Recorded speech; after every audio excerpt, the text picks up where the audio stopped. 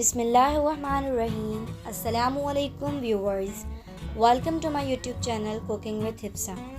आज हम बना रहे हैं अमरूद की चटनी, जो कि पराठों वगैरह के साथ इस्तेमाल की जा सकती है। आप इस रेसिपी को ज़रूर ट्राई करें और अगर आप चैनल पे न्यू हैं तो चैनल को सब्सक्राइब करें।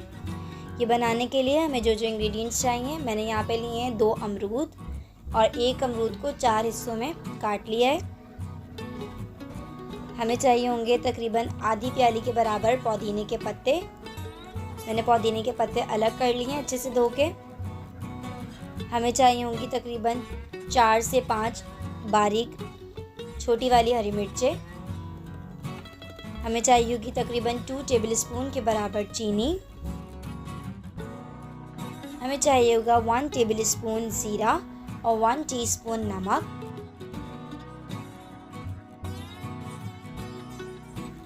सबसे पहले हम ब्लेंडर में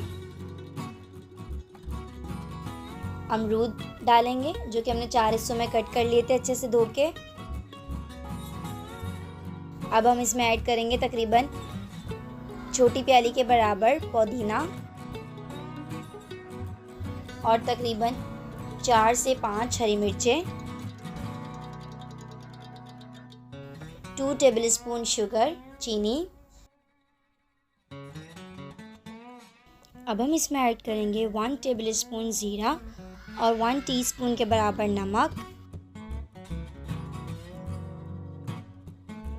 तमाम इंग्रेडिएंट्स एक एक करके ऐड कर देंगे और ब्लेंडर को अच्छे से कवर करके हम ब्लेंडर मशीन चलाएंगे। इससे पहले ऐसे ही जो है वो 1 मिनट ब्लेंड करेंगे। उसके बाद हम इसमें ऐड करेंगे तकरीबन थोड़ा सा बिल्कुल हस्बे ज़रूरत पानी, जितने में अच्छे से ब्लेंड हो जाए। ज़्यादा पानी ऐड नहीं करेंगे वरना ये बहुत ज़्यादा लिक्विड बन जाएगी।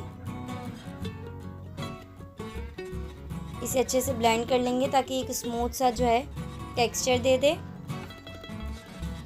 चटनी को बिल्कुल अच्छे से हम ब्लेंड करेंगे।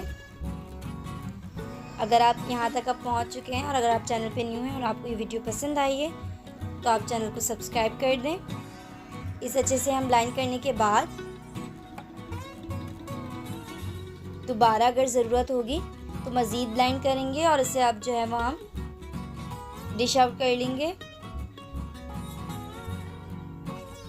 और अच्छे से जो है ब्लेंडर को साफ़ कर देंगे ताकि कोई भी चीज़ जो है ज़ाया ना हो।